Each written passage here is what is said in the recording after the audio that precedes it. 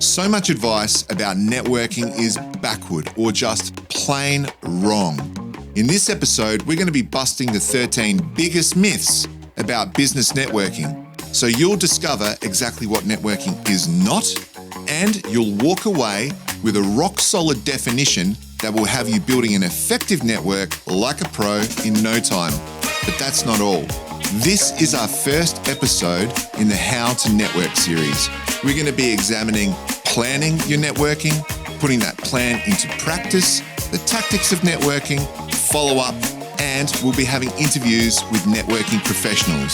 So, if you're looking to level up your networking skills or to refine your approach, hit subscribe and join us as we break down how to build an effective network. Well, welcome to Business Builders. We are your hosts. I am Brenton Gowland. And I'm Ron Tomlin. And Ron, would you say where you are in your career today is because of networking and building your network? I'd say it's a big part of how I got to where I am today. And I think networking is one of the really important skills for business people. So yes, networking is critical. Okay. And how much of what's out there, based on our topic, would you say is just wrong advice? I think, unfortunately, a lot is wrong. And the reason I say that is because how people present at networking. I'll give you an example. When I was CEO of the Institute of Management, I would go to the Marketing Institute events because I had been a marketer. What I found after time is that I just stopped going because what was happening at these events is consultants, advertising agents would come up to me and just thrust their business cards in my face, ask for my business card. They added no value. They didn't want to find out about my situation or the issues I was having or how they could help. All they wanted was to exchange business cards. It's useless. And that perpetuates to today. I see so many people going to networking events and doing exactly the same thing. Yeah, and it's interesting, isn't it? Because you were once upon a time that person who was trying to build connections, and then when you become CEO of a thing, everyone wants to get in your ear because they want to sell you something. Yeah. And CEOs hate it. Oh, I think executives in general, business people in general, hate it until they think they have to do it, and then they start making exactly the same mistakes because there is no good information, in my opinion, about how to do networking effectively. Okay. So we want to give you the right advice today, and we want to bust the myths that exist about networking, because if you want to build an effective network, you don't want to annoy people, especially not CEOs or executives, because as soon as you do that, you will never end up working with that company or getting any kind of help from them. So I think the biggest myth, and we'll check this with you, Ron, about networking is this, that networking is going to events. You know, that's when we apparently put on our networking cap and our networking skills, and we go to an event, and that's where we do the networking. Networking events, or just events in general, are simply one tactic. And in fact, a lot of people don't go to networking events and they have huge networks. Would you agree that that's the biggest myth? Well, as I said, I stopped going to some events simply because I wasn't doing good networking and no one was doing good networking with me.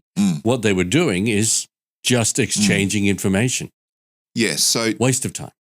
Absolutely. But events are not a waste of time, but events are only a very small part, in fact, of what networking is. So that's myth number one. Okay, myth number two. Networking is only for extroverts. Now, personally, I know a lot of people who you would describe as introverts who have a significant network and are more effective at networking, and in fact, probably are better at networking than some of the extroverts I know. And the reason for that is people who are introverts tend to listen better. And networking, or a skill of networking, is listening to the other person. And we'll talk about the other things that networking isn't, but being able to listen to the other person is a definite skill. And extroverts aren't the only ones who can effectively network. Okay, so that's myth number two. Myth number three is an interesting one. And you may or may not have heard this, but people say, well, networking is just a natural talent. This leads into the whole extrovert thing, is that they were born with that. They're a great speaker. They're very comfortable with people. Well, that's not the case at all. Networking is 100% a learned skill. If you have a natural talent, that's fantastic. You can cultivate it. But we ran an event the other night, and I had a young professional who was in their mid-30s come up to me and say, I just need to learn how to break the ice. I don't know how to do it.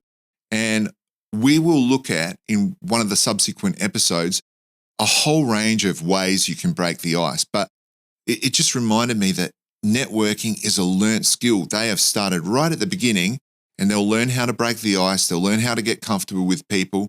And as they progress, that'll all be in the past. So that just shows, and I was exactly the same. I remember that when I was just starting out and I realized I had to network, I was terrible at breaking the ice. And if people believe it's a natural talent and it can't be learned, then they can't get any better. That's correct. And then everyone can always get better. But this is it. We're going to share a definition with you a bit later, as we talked about in the intro, of what networking is, to set the right mindset about how to learn networking and also how to go about it. So that was myth number 3. Myth number 4, networking is about trading business cards. Now, I think I've already covered that one. But the truth of the matter is, networking is not just about getting your card out there or taking another person's card, which is probably more important. Networking goes much beyond that. That's 100% correct. And see, that's based around networking events again, right? Or randomly bumping into people. But I think there is some value in taking someone's business card. I think there is zero value in giving your business card out unless someone specifically wants it. And I haven't had a business card for 4 or 5 years, and I've done that 100% on purpose because people will ask for my business card and I'll be like, oh, I don't have one. And I'll connect with them on LinkedIn immediately, scan a PR. I know QR some code, executives who judge their younger professionals in the organization by how many business cards they hand out or how many they get. Yeah, so that they come with a wad at the end of the day and go, here's my networking efforts. And that's why I'm saying, as I said before, so much of the information out there is wrong or being implemented in the wrong way. So keep business cards, but don't hand them out very often, not unless you're asked. But get people's business cards, but don't ask them for it straight away. We'll get into all of this and the tactics of this later, but business cards really don't come into networking in a big way. So the next myth, networking is about selling, builds right into that whole premise of business cards, right? Absolutely. Because that's when someone comes at you, gives you a business card, wants it, and they tell you all about what they do. How annoying is it? Yeah, it really gripes me, and I think it gripes most people. So the myth about networking being about selling is networking is transactional. No, it's not. It's about building relationships. Yeah. So let's leave it at that. It's not about getting a sale on the spot. It's about developing a relationship with someone else. Yeah, I remember I had a staff member. We went to this event. We used to go to a bunch of different networking events with the business that I had. So yes, we would go to networking events. One of my staff members was pinned in a corner by this person who was just talking, and I could see that they were drowning in this conversation. So I went and pulled them out of the conversation to get them to do something. And this person got really angry with me for pulling this person away. And I was like, I had to stop them and be like, excuse me, like, please calm down. Just because you didn't get to do your whole sales pitch or your whatever it was you were sharing, that's no reason to get mad. This person is needed over there. And yeah, I had to diffuse that person. But that just, who's going to listen to that? Yeah, well, that leads into the next myth. Networking is about telling people what you do. Self-promotion. Self-promotion. Yeah. And it's not, as you just described, that actually turns people off, right? Listening about what the other person does and the situation they're in and the problems they have is the first step in building rapport with someone. So networking is not about self-promotion. Yeah. So a lot of people talk about personal brand, and any interaction you have with the market will build your personal brand. But personal branding is not going to an event and telling everyone what you do. Personal branding is more about your conduct at the event and whether people like you or not. There's a thing people call know, like, trust. I call it a continuum, the know, like, trust continuum. When they meet you, do they like you? If they do like you, then they're more likely to want to spend more time with you. And over time, they will get to trust. Absolutely. So there you go. What's the next one? Myth number 7, networking is a one-time effort. What do you mean by that, actually? Because Well, it doesn't mean that you only do networking once. It means that you go to an event, and that's all you have to do in terms of so networking. networking again is highlighted to one activity. Yeah, absolutely. And it's not. So the myth that networking only happens at networking events is rubbish. Yeah, that's why I said it's the biggest myth, right? So the next one, this one's interesting, right? It's the myth that networking is about using people or seeing what you can get out of them, right? And you might go, oh, do people do that? We go out and sell. No, a lot of people go out there to see how they can leverage people. And I saw this really firmly displayed once. I had coffee with this particular person as we were catching up with each other, and they told me to my face about how they went about things. And they said they put on events and run networking things so they could find the most gullible, simple people they could, and they would sell them car loans. Used car salesman. But anyway, have you ever got the ick? Oh, absolutely. I sat there listening to this person and I got the ick. And I remember thinking to myself, I think I was probably about 30 mids when this happened. And I remember thinking, I don't want to be anything like this person. And that's not an isolated event. People do go out there to try and use people. And networking is completely the opposite. In fact, we're going to share a methodology as we progress. And that methodology is, if you want to build an effective network, with your network, give, ask in that proportion. So when you are wanting to build a network where you can ring people and ask them for help, you're going to have given them something first. And in this proportion, give, ask. Because, Ron, givers get. Yes, and that's a big thing that you talk about a lot. A lot, yeah. And it's a good methodology, a good mindset. Yeah. So if your business is serving people, so should your networking be. Absolutely. Okay, what's the next one? Next myth, number 9, network is spamming. That goes beyond the networking events, and it's about once I get contacts, and so I've got to continually contact these people. I've got to continually make a nuisance of myself in order to get noticed. So lots of emails. Lots of social media, lots of phone calls. Yep. Yeah, that's fine, except what people are going to do is exclude you from their networks. Yes. Yeah, because you become a nuisance. Well, LinkedIn's interesting, isn't it? Because it used to be very cool in the beginning because business people would genuinely network. And now, how many messages do you have a week in your inbox going, I want to sell you something, basically? It's all with the same script that we all know. Yeah. I don't look at my newsfeed on LinkedIn and all because the newsfeed on LinkedIn. Yeah, okay. I look at the newsfeed. I just don't look at messages. No. I use my messages, I think, effectively because I do contact people through that mechanism, but I don't look at my newsfeed because it's just full of self-promotion. Yeah, okay. So and that's what I call spamming. Yeah, networking is spamming. Yeah. So don't spam. Don't spam. Correct. The next one. Networking is about getting immediate results. Wait. Can't I just go to a networking event and get business straight away? Yeah. If you think that, you're going to be continually disappointed.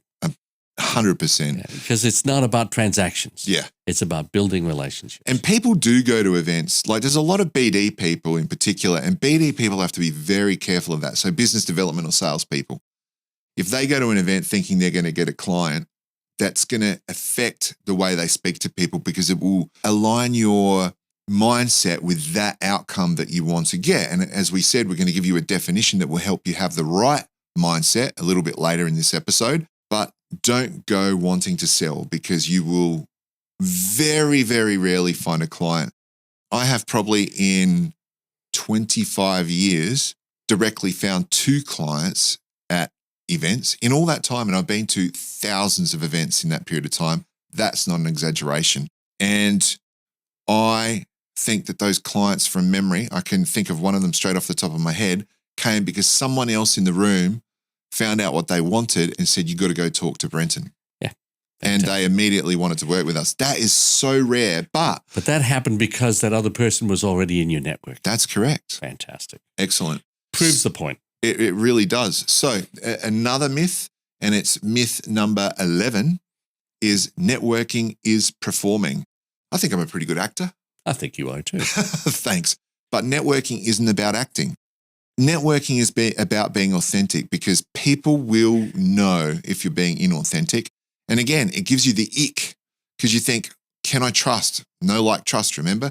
Can I trust what this person's saying? And whoever you are, whatever you're like, be that person. Because if they're going to be in your network in any kind of permanent way, they're going to find out who you are anyway. How long can you keep up the act? Go out and be yourself. And people will either be attracted to that or not be. And if they're not right for your network anyway. Exactly right. What's the next one? Number 12. Networking is about meeting new people. Now, Wait a minute. sometimes you do meet new people. There's no question. And that's great. But if you're building a network, and this is why I like to make the distinction between networking as an activity and the end point, which was building a network, you are sometimes strengthening that network. And that's reconnecting with people who are already in your network. Well, I think that's the biggest part of your network anyway. And we'll talk about this when we talk about mapping your network in the planning episode, which will be coming up shortly, well, probably in the new year. But I have met people with incredible networks, and all they've done is reinforce the relationships they've already got. And then what invariably happens is the people that they know very well introduce them to other people.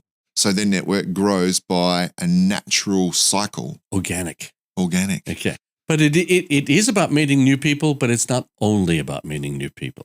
So don't exclude the people you already know when you're going to any type of networking. I think this is worth saying, but I don't think it matters who you are, whoever you are listening, your network is bigger than you think it is. And we'll address that again as we progress through this How to Network series. But when you start mapping out your network, you'll work out, oh, I really do have more people in my network than I actually thought. Yeah. So networking, like you said, is not just about meeting new people. In fact, it's quite the opposite. Last one, networking is spontaneous. Now, what do we mean by that?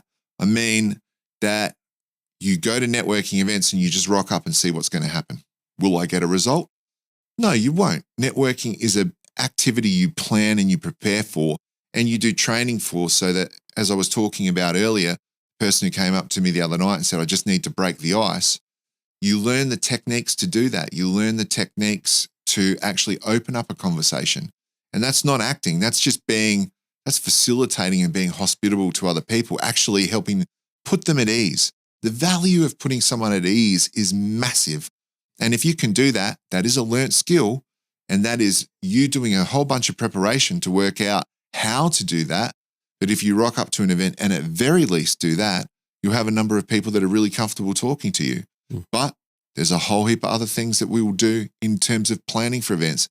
If you leave it to chance or be spontaneous about it, you won't get any results. Do you agree with that? Absolutely. If we've busted those 13 myths. 13 myths. 3, 10, 3. Then let's start discussing what networking actually is. Okay. So if it's about building relationships, let's talk about relationships. Okay. What's the difference between personal relationships and business relationships? Is there a difference? Tell me, what do you think personal relationships are all about? Well, my first thing I want to say is you're exactly right. So if you're listening along here, networking is 100% about building relationships. That is it. It's building relationships. And you've said, what's the difference? Well, if you think about your personal relationships are really about emotional support, family, close friends. It's usually very informal. So if you go out with them, you can feel comfortable being in your tracky dacks if they're really close. And that's a great thing because being comfortable not to put on makeup or just be yourself, that's a wonderful group of people where you really trust and you can be your authentic self. Usually have shared interests. Yep. I think personal relationships tend to have more depth. They're often long-term. Yep. And they're certainly more flexible. Yep. Yeah. So personal relationships are a lot more comfortable in a sense, really, because these people have been in your life for quite some time. So in contrast. Yeah, business relationships. More formal. Absolutely. More purposeful. And they're usually subject to more a defined code of conduct. Yes. A business etiquette, if you like. Yes. So if we went out as business people, we know that we act a certain way, because if you don't, you get into trouble. Your conduct at networking events and outside of your business is just as important as what goes on inside your business. And you only have to look in the paper sometimes to see how this works. It was 2 days ago, and we're not going to mention names for those of you who are listening internationally. It would happen where you are as well. High profile business people get into trouble because what they've done when they've gone out networking or been outside the office. So there is a professional code of conduct. You are expected to act to a standard when you're with business people. Yeah. So in summary, I think the difference, personal relationships are more for support and connection in your life. And business relationships are more about mutual benefit and purpose. And so we need to remember that mutually beneficial word, because the mutually beneficial part of a business relationship in regards to networking is very important. But, that does bear the question, right? If we're building a long-term network, which is what we're going to be talking about in our definition in just a moment, is there any crossover ever between the personal relationships that we have and the business relationships that we have? And I think the simple answer is yes, because as our relationships mature over time, business relationships, they become a lot more like personal relationships. And in fact, they become personal relationships. So there is a definite crossover. Yep. And it's worth thinking about when that crossover happens. Is it still a business relationship or is it a personal relationship? It doesn't really matter. And look, there's a framework and a thinking that we have that puts this into practice. So we're just going to lay a foundation right now for the definition we're about to share. And we're going to start with something called Dunbar's number. Now, this is a piece of research that was done how long ago, Ron? It was proposed by Robin Dunbar back in 1992. So tell us about it. Okay, so Dunbar's number, it's been disputed and it's been molded into other versions, but basically no one denies that basically our brains can only cope with so many connections. And Dunbar's number suggests that we have a limit of about 150 people that we can call part of our network. So you're saying the 10,000 people that I've got on LinkedIn, I can't know them all? No, you cannot. It's neuroscientifically impossible for you to do that. And what Dunbar's number suggests is that within that 150, you have 5 very close contacts, and they're usually family. They're usually very close friends. They're maybe our best friends, our intimates. So our core. Your core. That's a good way of describing it. The next level is about 15. So within that 15 is the 5. So about 15 people you would call very close friends. Or very in networking terms, your close circle. Close circle, yeah. They're the people who are support, maybe beyond your family, beyond your intimates. They are your support network. They're people who are very significant to you. Yes. Beyond that, there are about 50 people. Okay, so the 15 and the 5 are within this 50. They are very close contacts. So that would, in our terms, because with Dunbar's number, we look at this then as your networking circles. That would be your active circle or your very, very active network, those 50 people. You know, they're probably people that you work with, people that you have continual contact with or regular contact with. That you can pick up the phone and ask things at a moment's notice? Absolutely. Yeah, that's the type of person we're talking about. And beyond that, there's about an extra 100. So within that 150 overall, 150 people who you could pick up the phone, have a conversation with, go and have a coffee with, and there would be no awkwardness about it. And that'd be the full size of your network, the actual network you have. If you like, the network that you rely upon in general. Yeah. Okay. Beyond that, there's extra research that says you have about 500 acquaintances. Now, these are not people that you're close to. These are not people you can rely on, you could call, but you know them. You could give them a call, and it might be a little bit awkward, but or in passing somewhere you might know their name. But if you're like me, you probably need a few shots at that. And beyond that, you've got about 1,500. So an extra 1,000 people, if you like, that you would recognize their face, but they might not recognize you. You may not know their name. You might think, I know that guy, but I can't think of where. Right?